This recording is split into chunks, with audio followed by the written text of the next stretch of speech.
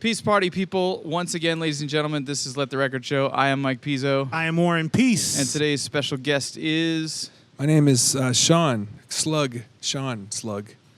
From Atmosphere. They know that. Everybody knows. It's Sean. Come on, we have Sean with us. From Minneapolis, Minnesota. How you doing? Good, doing all right. How are you? I'm great. Thanks for inviting me to come over here. Of course. So usually on the show, we have the artist pick their favorite 10 songs of all time. But when with you, you said, you know what? I want all Prince records. Well, I mean, I don't... How am I supposed to go, here's my 10 favorite songs? Right. Like, here's my 10 favorite foods and my 10 favorite movies. I was just like, nah. So but you had a qualifier, which was pre-Bat Dance soundtrack. Pre-Bat Dance. Batman Pre-Batman, soundtrack, yeah. Prince. Anything before Batman, I'll talk about any of it. You don't like Party Man? I mean, I didn't... okay. All right, we won't go down there.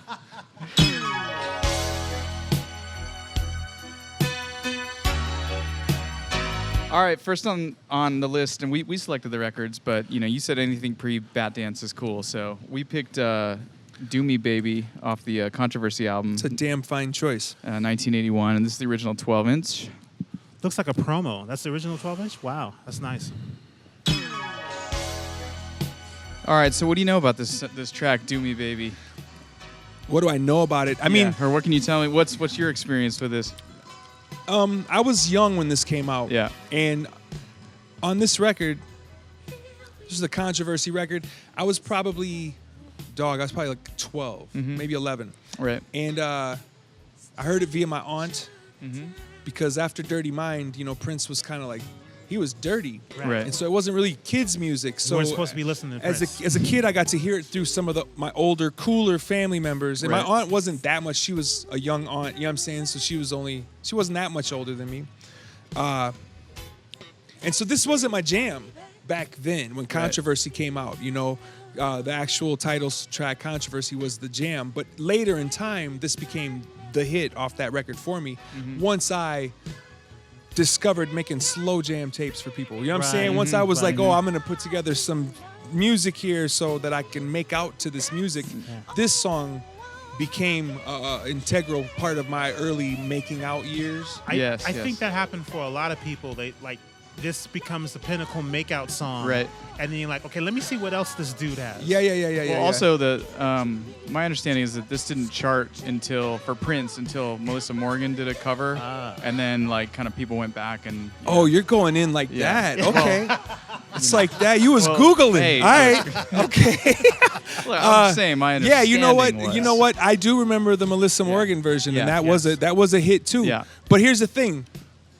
By the time this came out, by the time that this song became a hit to me, I was all in for him. And his ballads, I always stayed open to his ballads because they were different. Right. He didn't.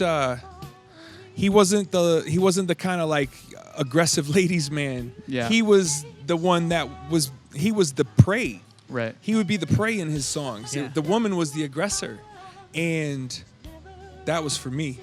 I'm just keeping it real. I don't know if it's because I was a lazy kid or what, Like, but I was that. like, I like when that. they You know what I come to mean? me. Yeah. Yes. So my subliminals were when I put this on a tape and was like, hey, let's play this tape. You know what I mean? Like, back and be like, yo. Let's go. What's How up? about the Tupac "To Live and Die in L.A." sample? I mean, did you pick up on that when it? Nah. Yeah. Were you into Tupac? I mean, I was into Tupac. I mean, if you keep it really real, Tupacalypse Now when it came out, right? I fell into it by way of Digital Underground. Of course, same. And so I was all in because I was a Shock G stan. You know what I'm saying? And so Pac, Raw Fusion, Gold Money. I was with it. You know what I'm saying? But Pac was that to me. Right. And then when his second record came out, I was like, okay, right. this dude is aggressive like Ice Cube too. You know what I'm saying? He can do it all. Yeah. Right. But by the third record, I saw that he wasn't talking to me. It was your Batman. I feel you. Tupac's Batman. Well, he just wasn't talking to me. He was talking to people younger than me. Okay. And I recognized that and I respected it, but I wasn't gonna front like he was talking to me. Gotcha. You know what I'm saying? Like I didn't want to be, I didn't jump on the bandwagon, but I respected the bandwagon. You know what I'm saying? It is a weird, because Tupac got super popular Me Against the World, Death Row era. You know what I mean? Yeah. But I was like you. I was exposed from Same Song and I Get Around and all those tracks that were more on the Shock G Digital Underground. I never tip. reached a point where like Pac did the Batman thing though. Like I still always was there with him and I rocked with him. Yeah. But he would have one or two jams that I'd be like, I mean, I Get Around. Well, even later Pac, even Machiavelli Pac. Right. Okay. Like I was still the Hail Mary joint. You know what I mean? Yeah. I was still there for him, but I just knew he wasn't talking to me. So I was kind of like, I respected and I admired kind of from afar. Okay. And also, I was working record retail, and Yeah. that also, in a big way, really shaped a lot of how I saw music outside of the actual sound of music. You know what I mean? Like when I started really seeing the politics of music and the identities that they were using music to create identities for Right. themselves and things like that, I fell back and I just kind of watched. And at that point, I was a little bit older. So when Pac got really big, I was already kind of like I was. Moved on, maybe. I'd moved on. Yeah, You know what I'm saying? Same. Like I was Yeah, still feel you. listening to, but moved on is the wrong word too, because I was still listening to old Big Daddy Kane records. Sure. I just knew, I recognized that I was a little old for it. You know what I mean? Gotcha. All right. Well, You coming were back the old guy in around. the club. You're like, nah. You know what? I'm still the old guy in the club. It's just now I'm there after they close, sweeping the floor, pushing a broom. Like, All right, what's Prince. good? Do Me Baby. Yes. That's the jam, though. And to this day, that's the jam. All right. Next up, we have Prince's 1999 LP. Pick and, anything. my- Anything. And this is his Whatever second you best want. album. As far as albums go, to me, this Yeah. was his second best album. I would agree with that statement. I Well- wouldn't agree, but What you got? Let's go. Let's do it at the end. Let's Yeah, wrap yeah, it up okay, by, yeah, yeah, by okay, breaking okay. down our top fives. So we picked Dance Music Sex Romance, DMSR. Great song. And Bill, sometimes you just gotta say, "What the fuck?" Risky Business.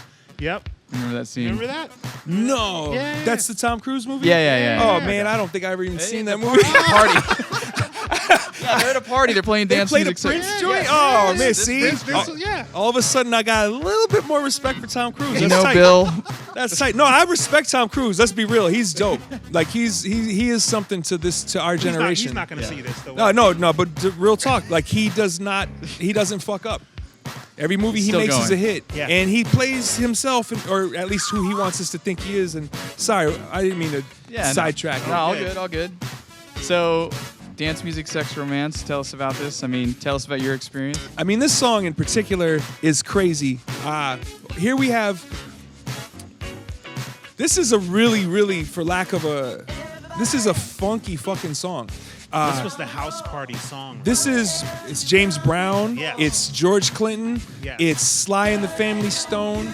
And then it's also fucking space alien shit. Like he's got, the synth that he chose to use. What Yeah. the fuck is that sound supposed to be? You know what I'm saying? Like, and for him to take these elements and be able to make something this funky with it. Yeah. Like there were not many artists that could No. do that. You know what I'm saying? Like And even the title, DMSR, instead of spelling it out. Like, what is that? Yeah, it's... Yeah, and in my research, I found out that he actually, when he was recording this album, he was highly inspired by Blade Runner. And that's how he was trying to get those futuristic sounds, like the Vangelis, Yeah. So it just makes total sense. And that's a factoid that I completely love because I love Prince, I love Blade Runner. That's tight. And just to see those things kind of come together, and learn that later on is just amazing.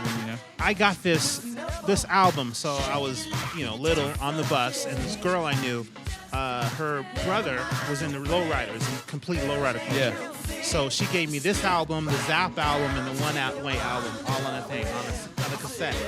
Cheap 99-cent cassette. Yeah. You fall in love. I would get, it go, and I'd get to this song, and I'd be like, who's this again? Who's this artist? Who is this? And I remember telling her, who's this dude? Yeah. Like, who's this guy? She's like, that's Prince. I go, I need more of that. Yeah. Give me more of that one. Nice. See, by the time this record came out, there was no excuse to not know who he was in my city anymore. Right. Well, yes. You know what I'm saying? Being from Minneapolis, Yeah, so even with Dirty Mind and Controversy, it still was. It was definitely still it was more of a black thing still. Right. And by the time this record came out, it was really starting to cross over. I don't know about the rest of the world, but in Minneapolis, it was crossing over hard Now- into the white kids. You know what I'm course, saying? yeah. And so this was the hit record. Like in the sense, I know Purple Rain was like his breakout one for a lot, but in 1999, Minneapolis, I mean, Yeah. this was definitely. So, being in Minneapolis, were there any special? I mean, Like, how accessible was he? exactly. Yeah, like, or was there? nah. No, okay. Okay. Or was and now there, I can't speak on behalf of the whole scene. Yeah. But at least to my no, I want from you. From that to my average, scene, not, not from the fanboy. nah, man, like, you weren't. yeah. You know, here's the thing: there were parties you would hear of that I know people that would attend the Paisley Park parties, but by the time those were cracking, I never even tried to go because I already was on some dumb shit, feeling like, oh, I'm somebody. I don't need to go try to be somebody. You know what I'm saying? Kick myself in the fucking face. I Right. should have been trying to go to all of them because Right. for the history of it, to have been a part of that, I didn't realize what was there. So there was a sense of accessibility if you went out to them parties. Now, hearing it told from people I know that have been to those parties, you didn't always see him. He wasn't always like right there dancing with you and making pancakes or whatever. You know what I'm saying? But the chance that he might pop out and say Great something reference. or kick it was there. You know what I'm saying? And also probably the community and camaraderie of the people that were there at the party. It's just it's a thing. I never tried to go. You know, I had one interaction, not even really an interaction. I didn't say nothing to him, but I was in a room with him I have a couple of those. one time. Yeah, You know what I'm saying? I got one too, actually. Yeah. Once. I was many of his shows. I've seen him perform a handful of times, but one time I was in a room with him, and that's it. But also, I think by the time I could have tried to make it happen, I was already too blind and arrogant and stupid to realize what could have been there. You know what I'm saying? Like, oh, also, the Jamie Starr is a thief. You know, before the internet, it wasn't easy to find out what some of these things meant. You know what I'm saying? And so the whole Jamie Starr thing, that was a fake name that he chose Right. to use One as of a many, production. Yeah. But then I remember reading somewhere when I was a kid, I don't remember, but reading somewhere that Jamie Starr broke down to be J'aime Star, like I am a star, like it was French for I am a Oh star. wow. Fucking That sounds like a French thing, right? Yeah. And that's the kind of shit as a kid. Also, you know, the same reasons I started gravitating to certain things like De La Soul or whatever was like all of the inside wit, all of the clever little dumb shit to make kids be like, what the fuck? Yeah. I tried to do that. You know what I'm saying? Like as me and Ant started making music together, I've always tried to put little Easter eggs and weird little things. Now at 45, I'm like, am I still supposed to be doing this kind of? You know what I'm saying? Like it's Right. like what am I? We still try to think of dumbass little things to include inside of the music. But he's a big part of that for me. He's a big part of like just the weird shit that we've done. Like we put little things at the ends of our 12 inches that don't belong there. Me saying some shit or just for no reason. This has nothing to do with the song, and it's only on the 12 inch, and it's Just for the fans. but it's all because of this dude, kind of. You know what I'm saying? Like he was the one that made me go, oh, you could do that. Yeah. Oh, you could do Nice. that. Elton John never did that shit. You know what I'm saying? Right. Like, oh, Yeah. you could do that. Like, what is that shit? Yeah. All right, Prince, dance, music, sex, romance.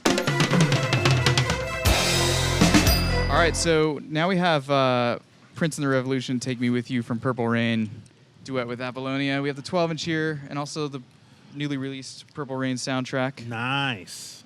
on picture disc. Oh, I love that intro, though.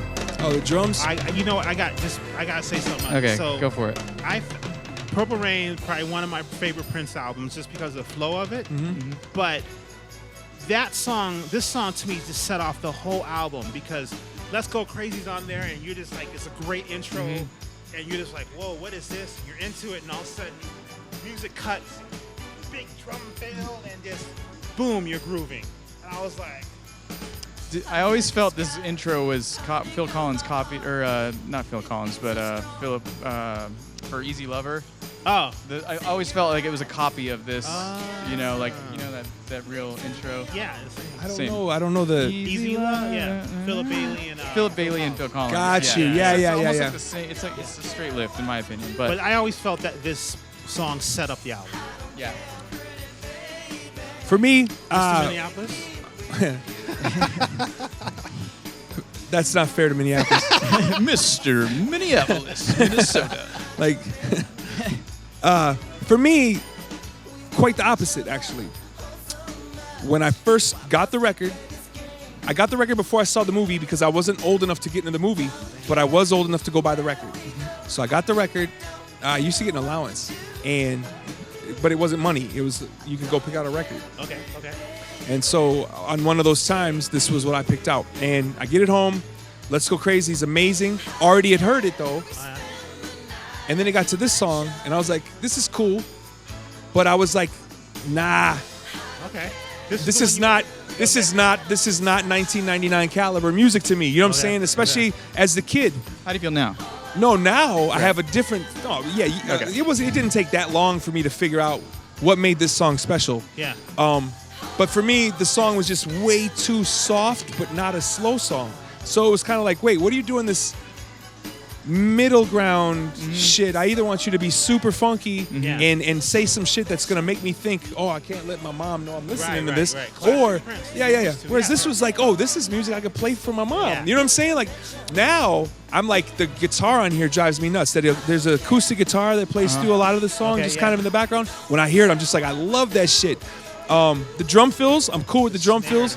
The very outro of this song is the magic to me, though. When he hits like the very last like 20 seconds, there's this piece that he kind of, it starts to repeat itself, and I always feel like somebody should make a beat out of that. When I seen the movie and put the song together with the movie, and also put the whole album together with the story of the movie, because I made it all fit together. Then I was like, this song is the shit. Right. You know, it was dope to me. But on my very first listen, or maybe say first week or two even, I was like, skip. Okay. Skip. Especially because you get to the next song, and the next song is like, yeah, okay, here we go again. Here we go, yeah. But I liked Let's Go Crazy, even though it was super rock. It was a rock song. You know, for me, When Doves Cry was the joint on this record. You know what I mean? Yeah. Well, let's. So now I gotta hold you to your word, because obviously the scene in the movie is when Apollonia goes swimming in Lake Minnetonka. The last time we talked, you said you were gonna do an album with Alchemist called "The Purifying Waters of Lake Minnetonka." No, just call it Lake Minnetonka. Okay. Yeah, we made that record. It's What? done. Yeah, Is it yeah, all yeah. Prince samples? I mean, That's why it never came out. we both stopped talking about it Yeah. because it's never gonna see Okay. the light of day. Yeah. I mean, somebody's holding it hostage. If we could, if we could get a Kickstarter and raise enough money to buy it from the person who's holding it hostage, yeah. So there is music recorded for the Lake Minnetonka album. You're gonna edit this part out, right? Well,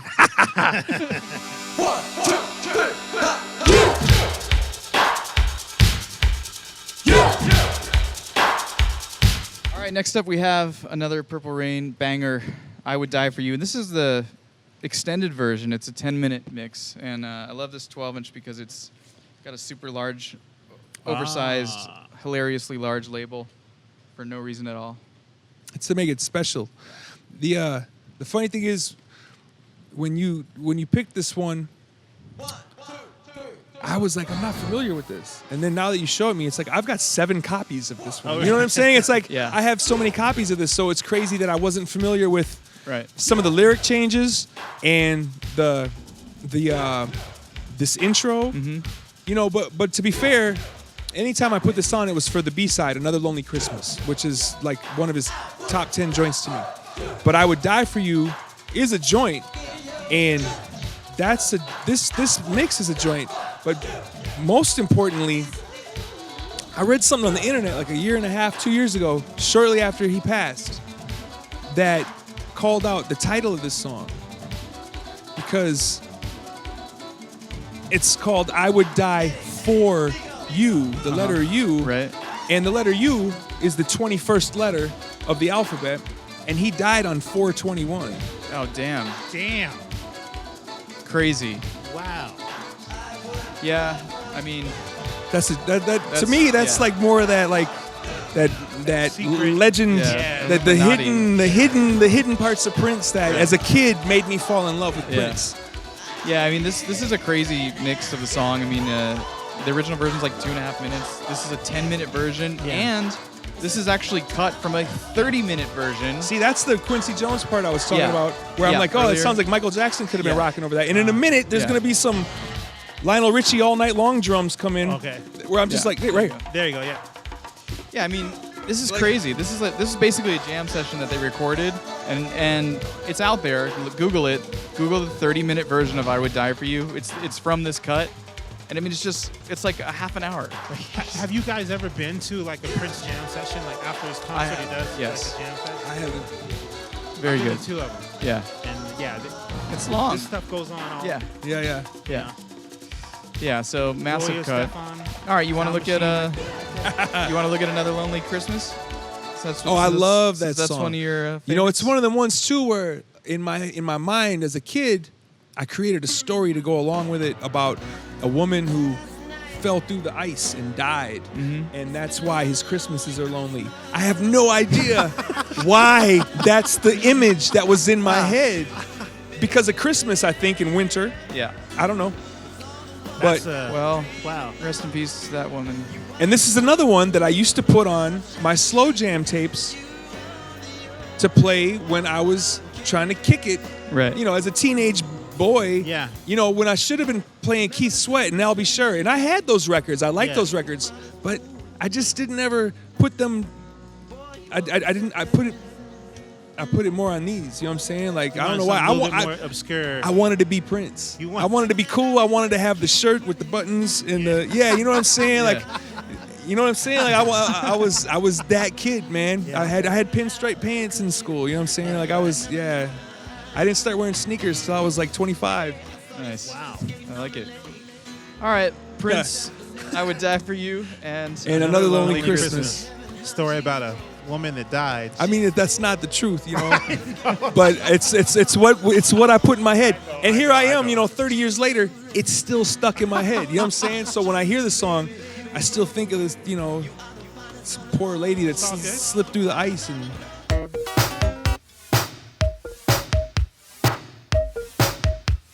All right, not to stick on one session of recordings for too long, but you know, the B-side of Let's Go Crazy was Erotic City, and it wasn't on Purple Rain, mystifyingly, and it was still a huge record. It was one of his biggest hits. Yeah.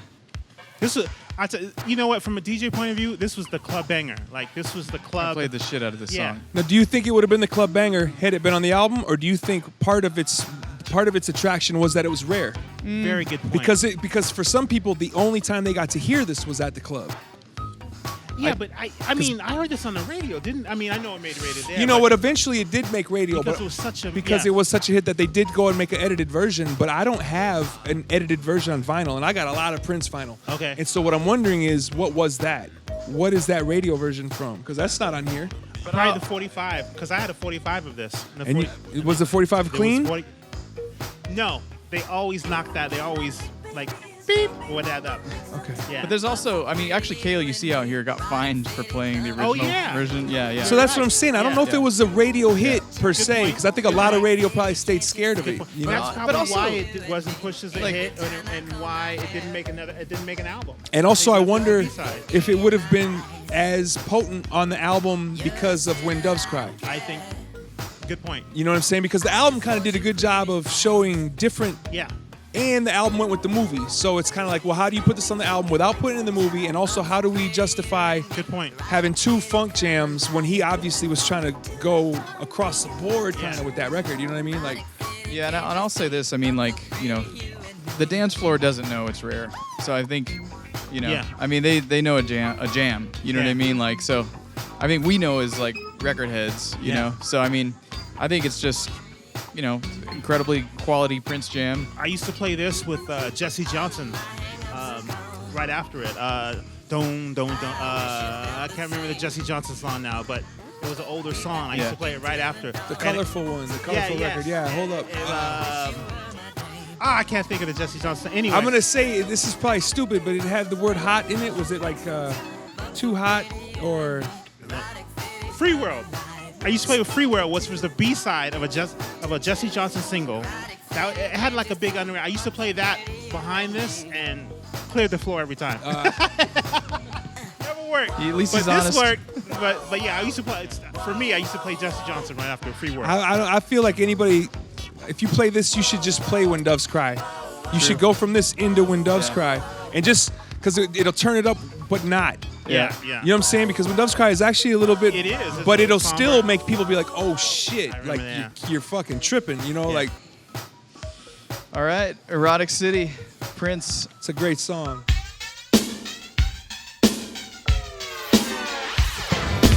All right, now we're moving on to the Around the World in a Day era, and here's a cut that wasn't on the album. She's Always in My Hair, and we got a pretty fresh-looking picture That disc is right a here. nice looking front. Yeah. Wow. That is a very underrated era, by the way. Yes. The Around the World in a Day era. Yeah. That's how you determine if you're a real Prince fan. If you stuck around Sure. after. Yeah. Purple Rain.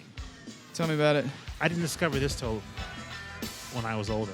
I was all about it at this point. I was already buying the 12 inches from him, so I got this when it came out. Not this picture disc version, but Right. the regular 45 and 12 inch. And this song again was another one that made it onto my slow jams because it counted as far as I was concerned. It's a love song, if you will, or it's a A love song. yeah, it's Yeah. a love Yeah, song. yeah, yeah. And just like Another Lonely Christmas, it was a way of approaching the love song that struck me, that got me. She's Always in My Hair. It's a complaint. Okay. Yes. But he's like, oh my God, she loves me so much. Yeah. Like that's the shit I wanted to be on. Right, right. Like, Where it's a problem. I'm saying, like, Yes. Prince and LL were my real parents. Yeah. That's how I always saw it. Like, I learned so much from this dude right here, Prince, about how to just be a G. You know what I mean? Like, Of and that's course. the craziest thing to say, because I don't know if the rest of the world saw him as the G that I saw him as. Was but that because you were in Minneapolis, or you just? I don't know. Okay. You know, it's like if I lived in Boise, would I have felt that way? Right. I don't know. You know, Okay. if I'd grown up in LA, would I have felt that way? I don't know. So I think there's got to be something to the Minneapolis thing, because I have friends that are my age that didn't feel that way. You know, when he passed away, I had grown men calling me to go, "Hey man, I just wanted to check in on you." Right, Are right, you- right. You know, I know that dude meant a lot to Wow. you. You know what I'm saying? And it was like, and I think that's when I was like, holy shit, maybe I have a problem. You know what I mean? Like maybe I really have kind of spent a lot of time analyzing this dude's music. Right. But again, not really, because once we got to, like we spoke of earlier, once we got around a Graffiti Bridge, I was Right. growing apart. You know what I'm saying? But my Okay. childhood Right. was definitely heavily influenced by him. And the crazy thing is, I didn't have the resources we didn't have the internet like now, and I didn't have just even the resources to immerse myself into something the way that I would today. Right.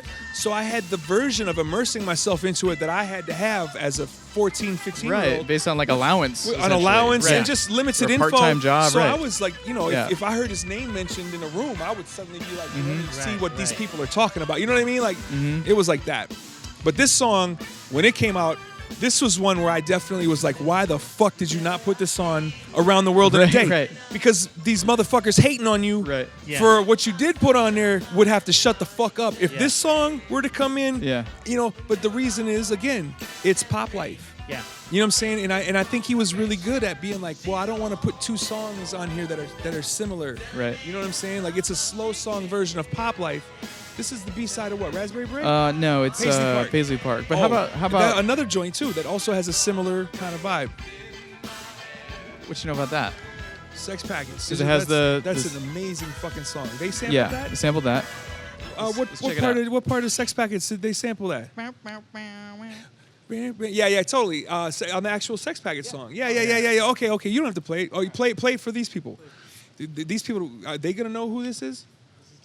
This is for old people. I gotta say, I wasn't a big Digital Underground fan Oh, man. until I met Pizzo. Okay. After I met Pizzo, he kind of forced me to go back Listen, and man. listen to him. The thing about Digital Underground that's amazing is it wasn't supposed to work. And it fucking works so fucking hard. Like, this music goes so fucking hard to me. Humpty Dance was a hit, obvious. We Yeah. all know that. But I'm talking about every song on this record. The way that, because, you know, Shock G did the production. The way that he made these beats, it's like that's not supposed to be funk, but it is, and that's that West Coast. I think Bay, Oakland, that yeah. Bay funk. Oakland, You know what I'm saying? Where you're like, same thing with Too Short and all these Yeah. dudes. Where No, you're it's like, oh wait, it's just a drum machine and you. But when you put it all together and play it, you're like, holy Yeah. fucking shit, It's this is Oakland. true. You know? Yeah. But yeah, and yeah, you're right. Din, din, din, din. They slowed it way the fuck down. There it is. There it is. That's funny. Yeah. I've heard this song Right. 250,000 times and never realized. Awesome. Yeah, I have no excuse for not awesome. knowing Yeah. this. Like, yeah, I have no Yeah. excuse for learning this today. But Yeah. just remember, you never stop learning. Of course. Always consume Never. more Yes. information because you don't know everything about even the shit you love. You gotta. That's why we're here.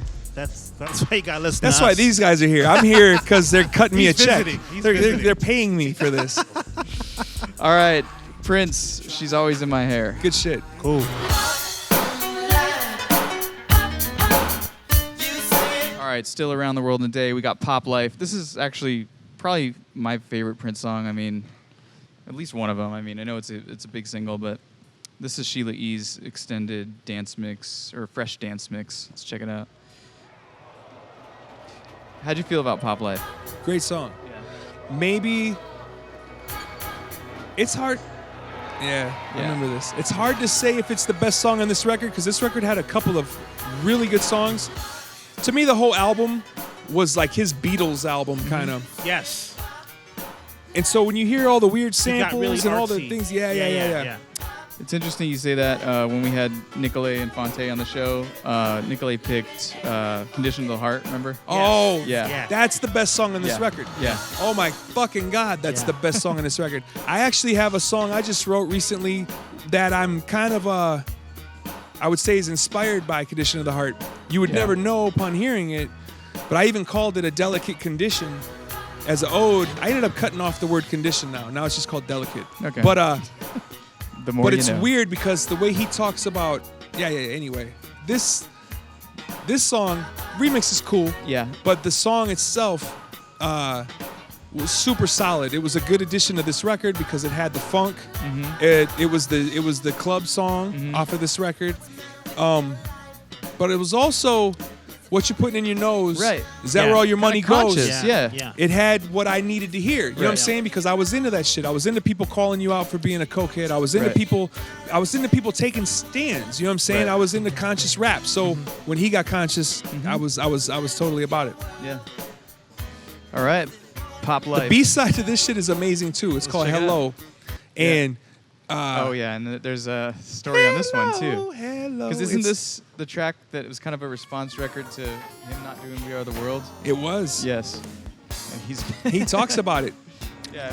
Every single one of them skips right there. Oh really? Yeah, Oh, yeah, really? yeah. It's a bad press. Good factoid. I I have like this that. feeling that back in the day, for somebody like Prince, who is rumored to have been very particular about his music, to not actually listen to his test pressings before they come out blows my fucking mind. But yeah, every single copy of this 12-inch skips. On a heavier tone arm, you can do that thing where you hold the needle And kinda through make it the groove, and yeah. it make the groove. Yeah. But otherwise, if you ever buy one in a store, chances are it's gonna skip right there at the top. Like it's like right when the beat comes in, it does a pop. I never heard it do it on the radio, but I don't know if at this point if Could they have were got still a digital single or something. or maybe they were playing the 45 even. Yeah. Yeah. The tape. Tape. All right, Prince, Pop Life, B-side, Hello. Now clap your hands, everybody, and everybody just clap your hands. Okay. Sounds like Kiss.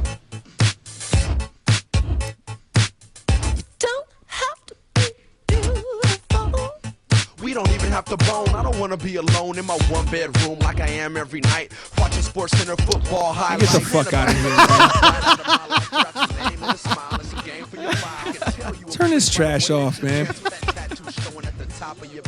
That's cute. You like that? That's Merce. That's Merce. And Z-Trip. And Zach, Shout out to Z-Trip. man.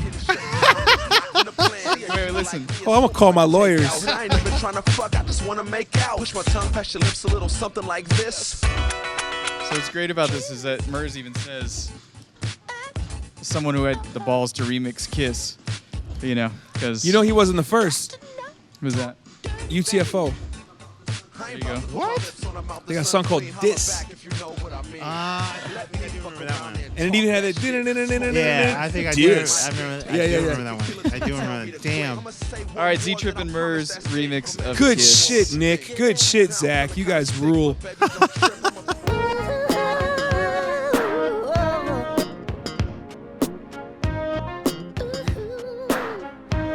All right, moving right along, we have Prince, If I Was Your Girlfriend.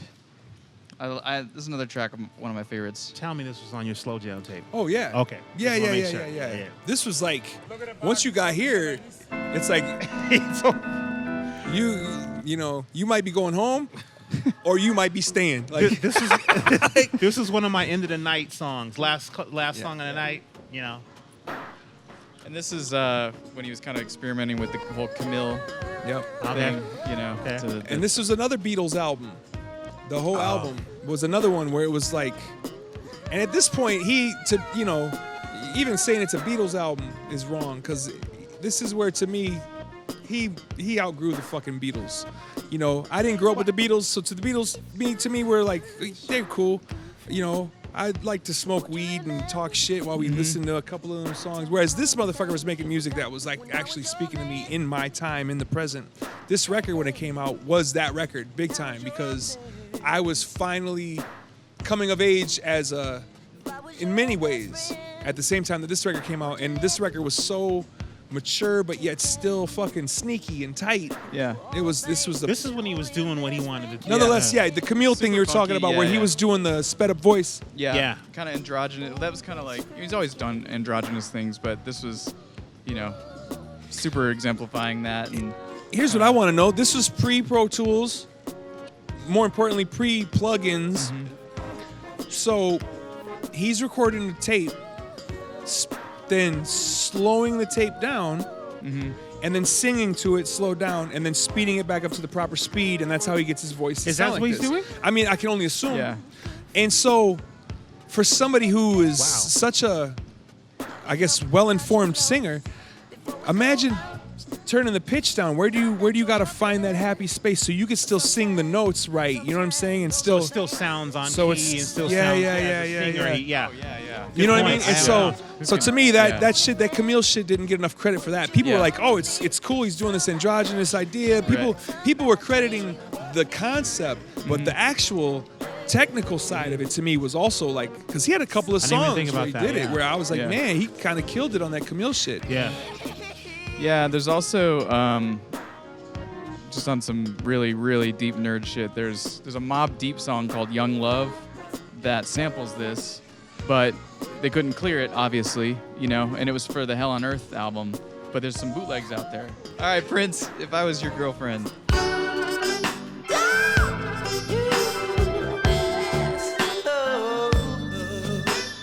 All right, so you were just talking about Sign of the Times, and you were saying you love this track, Adore, on here. This is his Take a number look. one album to me. Yeah. Yeah, Ooh. this was my favorite album Yeah. of his of all time. Oh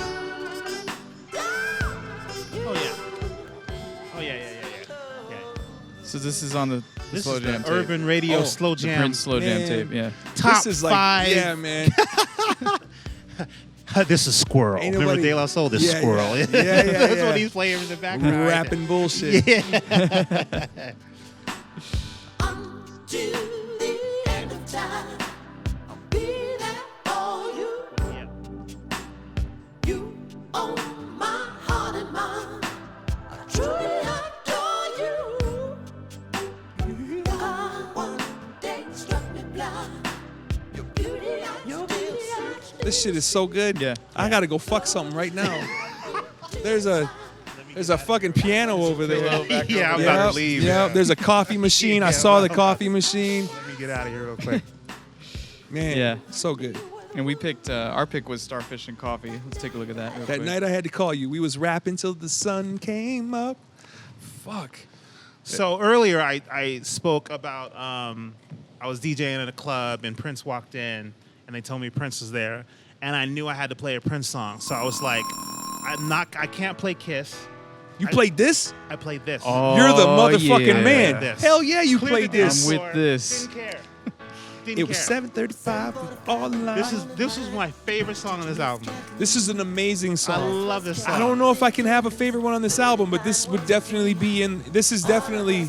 I had a Prince fan walk into the booth at Excess. 1:30 a.m. peak. I played this for her. I was like, yeah, this is my favorite song. She's like, Starfish a copy. Like, yeah. We used to use the intro of this, me and Dibs, on a piece that Ant built for us that went from this into some song off of God Loves Ugly, One of a Kind or something, because the BPM was the same. So we would start with the bree, and then I would come in rapping right on the one, and it was the way she listened to what the MC here. Let's bring it back. And But you know, nice and smooth. yeah, Sounds yeah, good, yeah, yeah. yeah. But I was killing it. Yeah. I was killing it too. I was before killing that, it so too. I Yeah. was like, I gave him props, but I was like, So yeah, I would come right in on. right there, yep. Drop it on the one, Slug. The way she listened to what the MC said, might as well plug the RCA chords in the head. Taking that to consideration, at the center of creation, cats still criticize the frustration rap.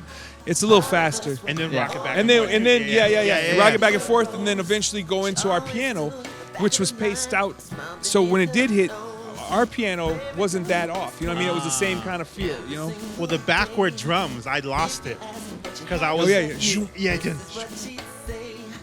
Yeah, super. I was like, what is this? Super dope cut. Ah, fuck. Yeah. This is a cool show you guys do. Oh, thank you. Yeah, everyone Thanks, says man. that. Thank you. Starfish and Coffee, Prince, Sign of the Times. Top 3 song for me.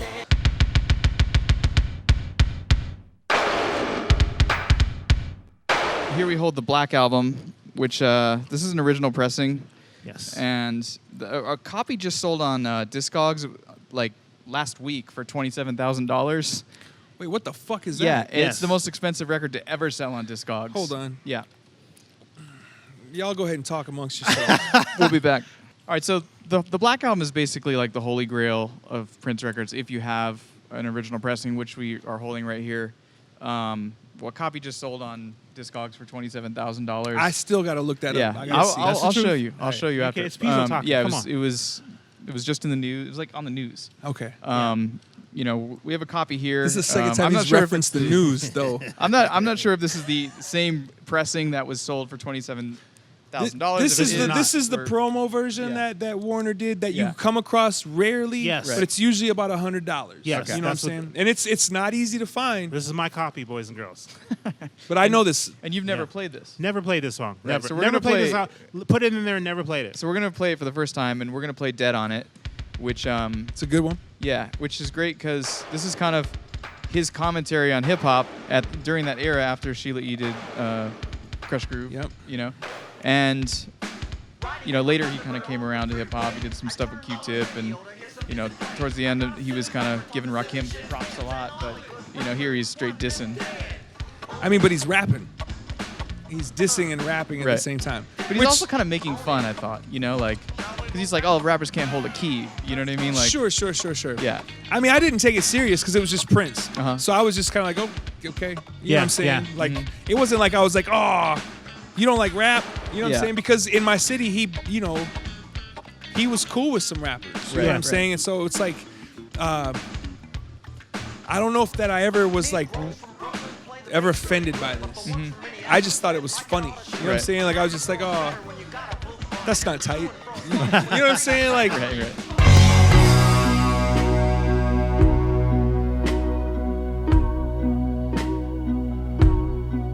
All right, finally we have Prince, Nothing Compares to You, which is, you know, the 1984 demo of the Sinead O'Connor, the track he wrote for Sinead O'Connor, and they just released this on 45, which is amazing. I mean, that, you know, this is even unearthed, but, you know, he was doing live versions of this, and there's some footage of that on the internet, and This was the demo.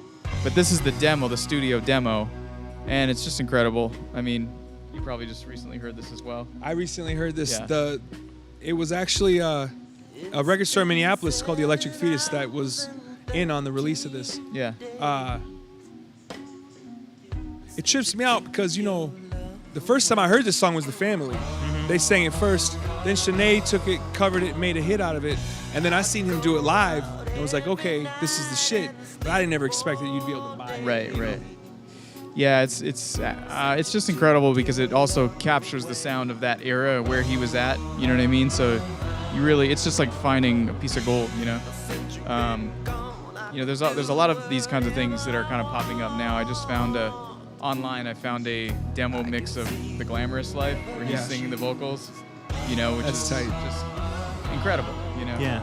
So I mean, This makes me sad yeah, because it is 100%